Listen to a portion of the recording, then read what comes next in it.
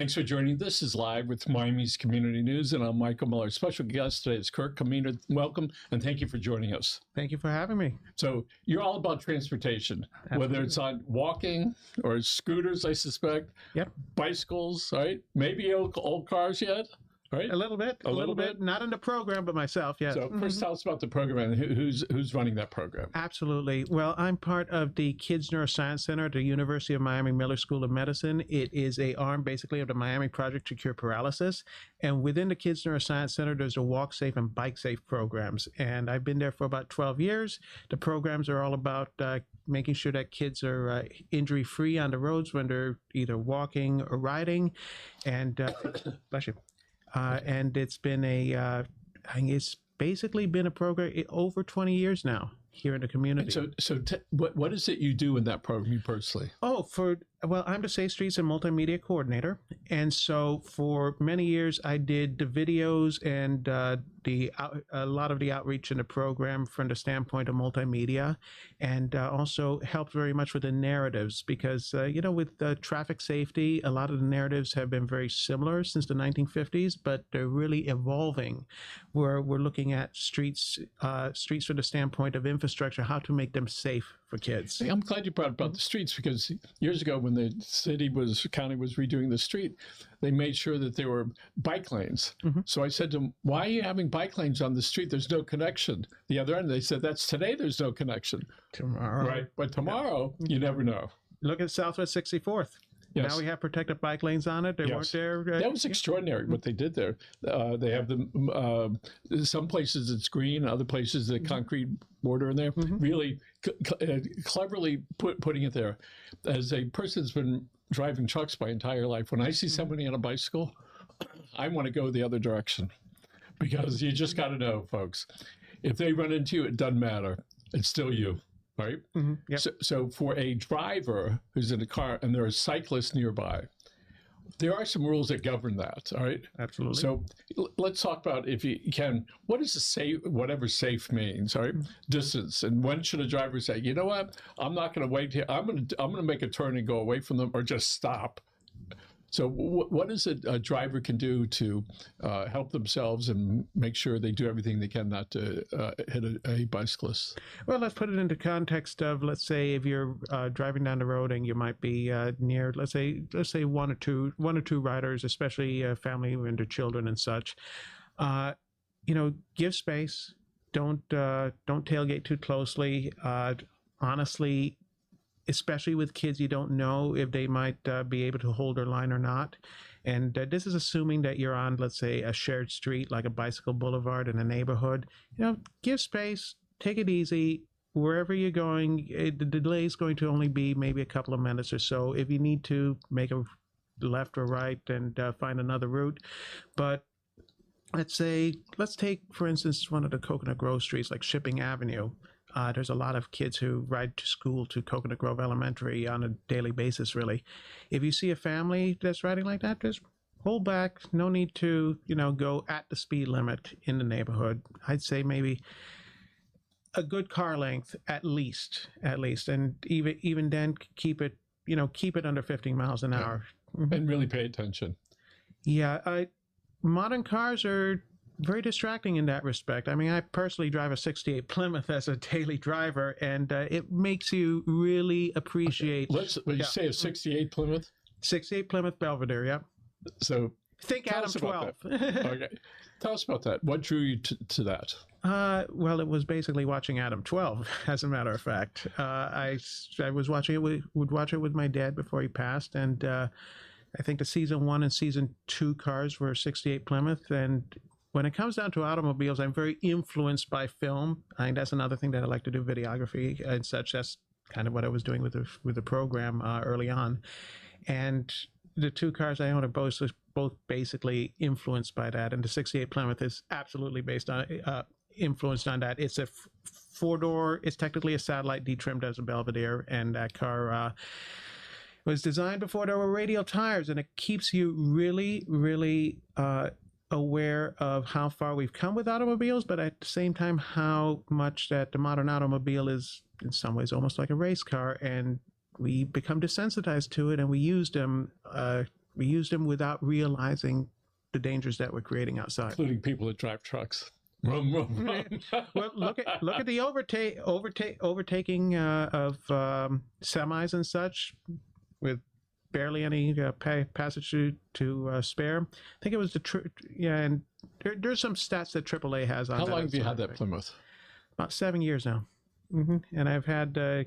How to throw my reputation as a safe streets guy out the window. I have a 71 Mustang Mach 1 as well that I've been working on for way too long. When you say working on it, tell us about that. Oh, I actually found it just near here. A gentleman had abandoned it in his driveway along with his house. He went back to Kentucky. His wife had passed away, and he said, all of my friends, the few friends I still have, are in Kentucky. And so he just moved on back there and just dropped everything.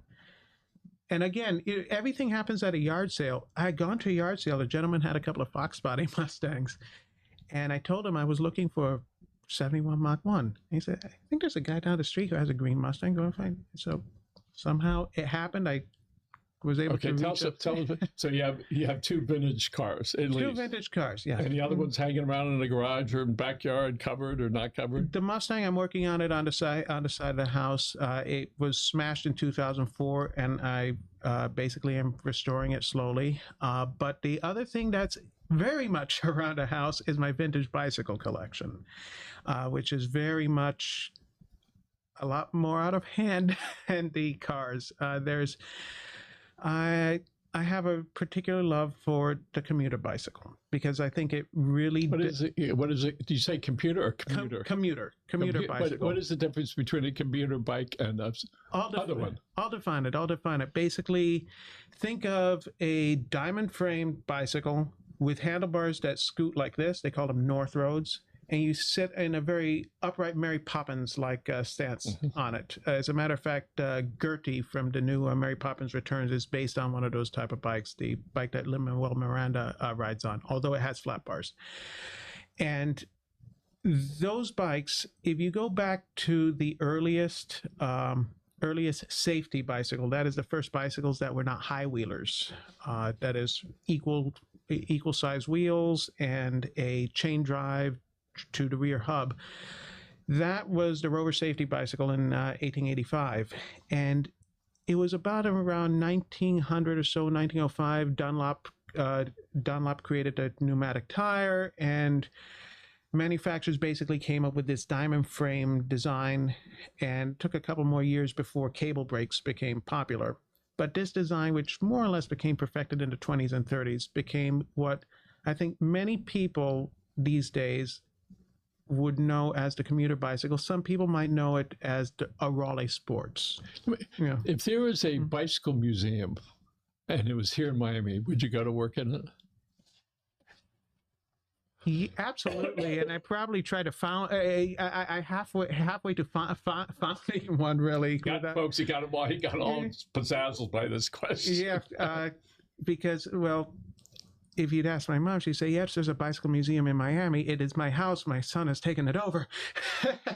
There's a good 40 bikes in my personal collection, and it's between old vintage it's a lot of vintage English bikes and also racing bikes from the 1970s. And do you hunt for them, or you just wait for a calling to wind up? I used to hunt for them. Now they find me. I don't know how. It's the universe, all right? Yeah, is there what's the term for it? I don't remember. It doesn't matter. Is this all planned out? I don't know. Do you fix them? Do you polish them up, or you just make sure they don't deteriorate anymore? What is it you do with those? I'm not necessarily a patina fella if there is a beautiful mint bike sitting underneath all the grime. That I basically have a bike shop in the back of the house to do repairs on just about anything, and whatever I can't do, there's a gentleman by the name of Mike Terraferma, a local frame builder, makes custom steel frames like they used to in the 60s and 70s today. And between us, it's basically nothing gets by without coming out looking beautiful. However, I will not try to over restore a bike. I will try to find examples that are in beautiful condition, and or have potential for being brought back, polished them, disassembled them, polished them, put them back together. What does it do for you when you look at a bike and you got it and you didn't necessarily restore it, but you made it better, where there's no dirt on it anymore, and you cleaned it up? What's that do for you? And this goes for just about anything that I've restored in the past. It's a great sense of accomplishment. It's like, this was an unloved piece of equipment XYZ amount of time before, and it has now been brought back into something really, really special, rideable, and beautiful. Does money play a part of that, whether you're going to try to fix it up, or is it say, well, I'm just going to do what I can do? Bicycles are a lot cheaper than cars. Let's put it that way.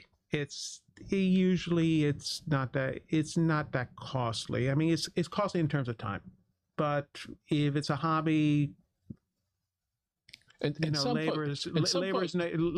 doesn't fall into it really. Sometimes people think, well, that's not a factory part, it's not an original part, but it looks good. But that changes the value of the vehicle or the bike. Instead of saying this is all original stuff, I shined it up, or can you replace it with another one and be okay inside? There's a lot of original parts still out there, at least for the bikes that I do. Honestly, if you go up to Boston, Massachusetts, where Raleigh had their U.S. headquarters, Hamilton Osgood was the original importer, and then they bought them out, I think in the 20s or 30s, I can't recall offhand. You will find these bikes at $25 a piece. Nobody's ever going to get rich on these. It's just the love of what they are. As a matter of fact, it costs more than anything, really. The last time I exhibited, and that was at the 2024 Safe Street Summit with the TPO, which is something that I've done, which is somewhat tied in with BikeSafe. Mm-hmm. So what is it about a lot of people, myself included sometimes, that we just are attracted to that nostalgia? What is it that goes on inside you when you look at that bike and you go, I recognize that bike, it's from 1948, I know that. What does it do for you? I'd say, for me personally, I'd say there's a certain, I don't know, I'm chasing after the past. I was born in 1988, but somehow I'm stuck in somewhere between 1965 and 1975. I don't know why. You've had this discussion before. I've had this, many times. I'm stuck back there, don't know why. This weekend, I was with a longtime friend of 13 years, and we've done research on Diamonds Are Forever and Smokey and the Bandit.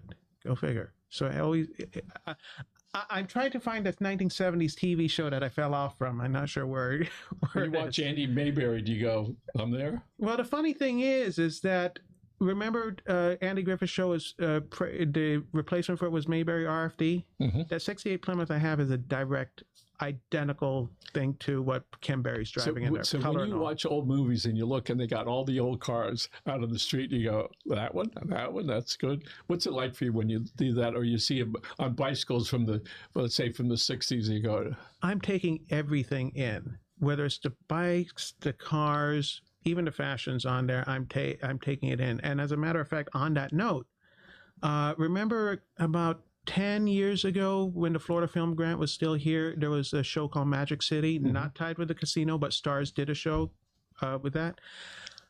I helped a gentleman, let's see, Phil Schneider was property director, I think, on that. And then there's Louis Zucker, who is a gentleman who's the part of the local for props and whatnot. And the bicycles were brought in to the and this was at Ferretti Boatyard, where they actually had the set back then, and I was brought in to do some of the assembly and also make sure everything was period correct. We did it was set in 1959. There was one 1962 Schwinn that was in there, but the model actually did exist prior to that, so it worked. I remember those bikes were auctioned off. At your home, do you have these in like bike stalls, if you will, or you have them leaning up against each other? Oh, there's a bike room. There's a bike room. Folks, you heard it here yeah, first. There's a bike room. Mm-hmm. Right. So were you ever involved with the county in filming? In filming, where they would get people to come down here to Miami or to Florida and film old movies down here? No, nothing of the sort. As a matter of fact, the closest I've worked with the county quite a bit, but primarily with the BikeSafe program, because we're really great partners with the Miami-Dade TPO and DTPW, that's Public Works. And the TPO is what? Transportation Planning Organization. Okay, that's an initiative of the Miami-Dade County. It is in Miami-Dade County. It's like it's not like the CITT, but it is an entity within the county, and they work towards planning long-term planning, basically, and short-term planning. So CITT stands for what? Citizens Independent Transportation Trust. And what do they do? Well, as you know, Javier Betancourt and their team, they're basically a group of, and this is after a half-penny sales tax, they're basically here to provide basically a community board advising on transportation issues. And those people volunteer or appointed by the local commission, and of course there's employees. Yeah, just similar to how the TPO has the BPEC, which is the Bicycle and Pedestrian Advocacy Committee, who has various appointed members. So other than cars, some people say, I don't want to drive a car anymore. Why don't you rattle off some of the ways of people getting around town, meaning here in Miami-Dade County? Well, we have, of course, the Metro, we have Metrobus, we have Metro Express, we have, would you like me to rattle them off like that? You just did. Yeah, okay. We also have, let me see, there's Go Connect, and there's and we have, of course, alternative forms of transportation, of which you can rent a scooter or rent a bike, city bike, of course, which has been, I think, it's one of the earliest docked bike share systems. I think the oldest in South Florida, after all. I think Bonnie and Colby do a fantastic job of really running it, and it's really wonderful that city's been sponsoring it for so long, because, you know, it's there.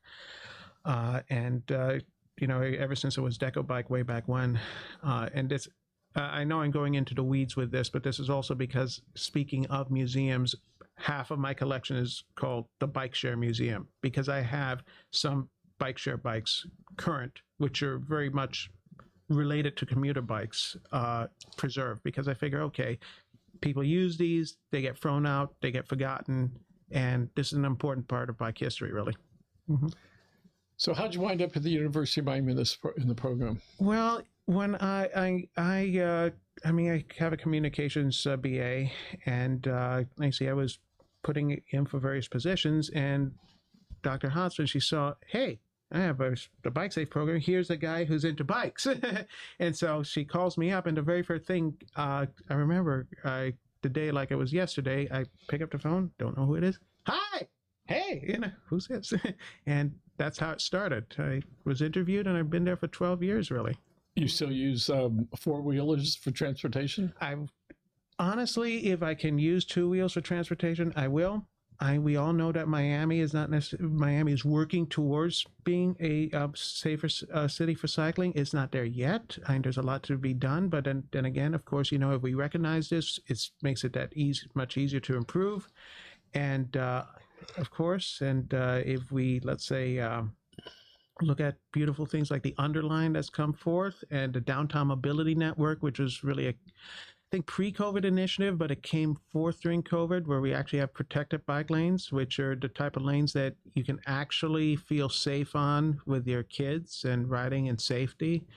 The more that we have infrastructure like that connected, then the safer it'll be. And of course, let's look.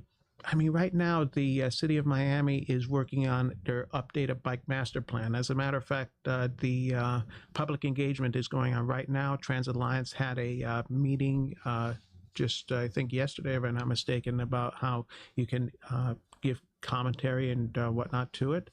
And there's a lot on the plans that Kimberly Horn and the city of Miami are working on to actually put together really safe cycling infrastructure, not just paint on the ground, because there's an old saying amongst us advocates, paint is not protection. When I saw Victor Dover taking to a bicycle decades ago, I think, at this point, it certainly gives a different perspective than the guy next to him in a truck or some big car about what is really taking place on the ground, right? And there, and you see all the trees and all the bushes and all that stuff. He's a big cyclist. Of course, I know Victor. Yeah, and Harry Gottlieb, of course, He's around a bunch. Always on his Brompton. Yeah, and John Edward Smith, the activist, and no longer an activist. He's too old to be doing that, John. Right? And he's probably been on a bike only, I'm going to guess, for 15 years. The part that I'm having a hard time understanding is, put aside some of the benefits, how do you say to yourself, gee, if I'm in my car, I'm going to get there in 15 minutes, and I don't have to worry what the weather is, to I don't have a car, or I'm not going to drive it. I'm going to do it on the bike. When you're out cycling, how do you take into account the weather in this whole process and when you wind up at a place that you're not all sweaty, or does that not matter at some point? Well, we like to say, really, I mean, every advocate here in Miami and everyone who discovered riding here in Miami and how wonderful it could be, really likes to say, I mean, we have the perfect weather for it. Anywhere else is going to be too cold, or it's going to rain, this, that, even into cities that were, cities and countries that are unbelievable for cycling. We have the perfect weather for it, even though every now and then it rains. You can see, let's say, if it's raining, look at what the Dutch do. They ride with one hand on the bars, the other one holding an umbrella. And otherwise, you can put on a rain cape as well. And on the days when it's nice, you can, just ride as is. And it's really changed since the 70s, where we really, there's quite a few large buildings that are being built these days with showers in them for that express purpose, and bicycle parking. However, let me, on the topic of transportation speed, when one figures in how much congestion exists here in Miami, you can conceivably use a bike as first mile, last mile transportation, or you can connect it, let's say, with a metro rail. Let's say by the time that you have been in traffic in the automobile and have found a parking space and then walk to your destination, sometimes you might find it's actually quicker on a bike. And a lot of people are using e-bikes from that standpoint, just because. Harry has a bike to fold up. Yeah, the Brompton. Yeah. What is it called? Brompton. It's an English bike. Yeah. With a B. Yeah, with a B. And it folds up to like almost a suitcase with a handle on it? It's one of those very interesting folders where it's not just hinged in the middle, but it's hinged in two spots. So that way, when they fold up, and if it has a rear rack on it, some of these Bromptons fold up in such a way that the rear rack inverts itself, and it has basically skateboard wheels on it, more or less, and it moves around like a briefcase. It's fantastic. We've come so far with a small wheel bike, and Brompton really has done a beautiful job of it, to the point where there's a bunch of copies of it. I mean, it's gone a lot further than, and I'm going to go back into bike history right now, and it's got a lot further than the Moulton, which Alex Moulton, who, here's another automotive connection. Alex Moulton designed the first commercially successful small wheel bicycle. Alex Moulton was also the suspension designer at British Motor Corporation, BMC, and he was involved in making the hydroelastic suspension on the original Mini. And so basically, he took a look at and he was working with Sir Alec Ezegonas on the car, of course. And so I think it was just a couple of years later, he's looking at the thing and saying, small wheels, lots of room, lots of space. And he takes this idea and makes basically the first small wheel bicycle for adults. 18-inch rims, or 16? Can't recall. I have one of these. I should know. Full suspension. Is the first commercially successful dual suspension bike, short of the 1885 Whippet, really. And it's every single small wheel bicycle basically can trace itself back to that. But the bike was not actually designed to come apart. You said 1885 Whippet, but describe that bike. Oh my God, without a picture of an 1885 Whippet, it's very hard to describe, but just imagine a Rube Goldberg series of linkages and around the pattern of a normal bicycle to give you full suspension. And we're talking about belt cranks and around. It defies description. Let's put it that way. There's a gentleman, a frame builder, who made a beautiful replica of one of those. And I wish if I know we'd talk about it, I would have included a picture of that, because I have a picture of it. Do we have pictures? Priscilla, do you have some pictures? Can we take a look at some? The pictures you'll see, for the most part, are going to be those from the program, really. Why don't you describe what this event here? Oh, well, that's actually something completely different. That's Rapid Response, a fundraiser for the Kids Neuroscience Center, and we have Dr. Green, Mr. Fox from the Miami Project, and Dr. Stephen Olvey, who's a absolute brilliant motorsports doctor who's been working towards better. Well, basically, if you've heard of the Hans device, the head restraints and such, yeah, he's been behind it. We have some other pictures there. Okay, this is a bike rodeo at, I believe, if I recall right, this is the North Miami Library. So we've put together a representation of a protected intersection, which is a new type of intersection for basically a imagine the Southwest 64th Street protected bike lanes where it has the curb, and these intersections make basically a second loop of traffic, bicycle traffic, around the main loop of automobile traffic, and it has curbs on each corner and allows everybody to get through there on their own light and safely. And so, that's me working over at my office at the KNC. When was that? That, I think that was earlier this year, because earlier last year or 2024, because I see that I'm working I think I'm working on where we found that we found that in the state crash data, scooters and e-bikes, e-scooters were being classified as pedestrians, and we were seeing a really high uptick for 5 to 14 age kids. Tell us about this. And so basically what we did is we were able to get the graphs fixed in terms of the numbers and such, and the spike wasn't as bad as we thought.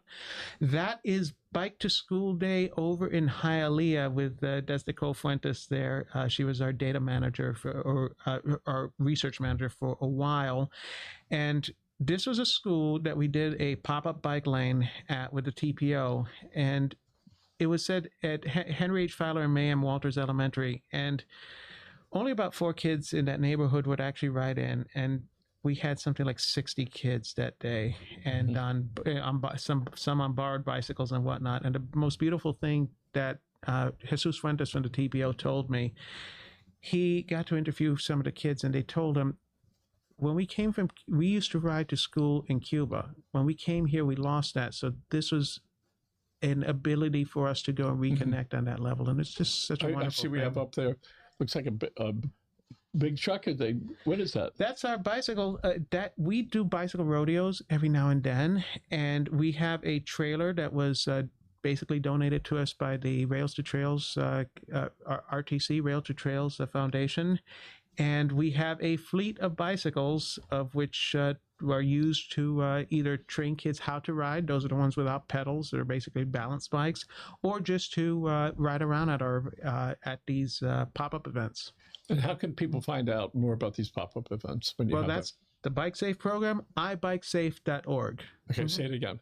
ibikesafe.org. Okay. And I should also point out our sister program, the WalkSafe program, has an art contest going on right now for elementary age students. And so if you're a art teacher or homeroom teacher in Miami-Dade County Public Schools, there's still time. March is the cutoff date on that. And it's all about safe streets. Wonderful. We're going to wrap up in 2 minutes. Or any other pictures we should? Coconut Grove, this is Bike to School Day as well. This is where we did our pop-up bike lane in front of Coconut Grove Elementary, but this is on Matilda Street, if I'm not mistaken, heading towards the pop-up bike lane. This is one of those streets that's just so very much traffic calmed in its own right. And there's the kids painting the pop-up bike lane. It's a one-day thing that's temporary. That's literally finger paint on the ground. We put up cones. It's a pseudo-protected bike lane, but it kind of gets the point across that it's a wonderful thing. That's a big advantage of having a different color on there, that we see it go, what is that?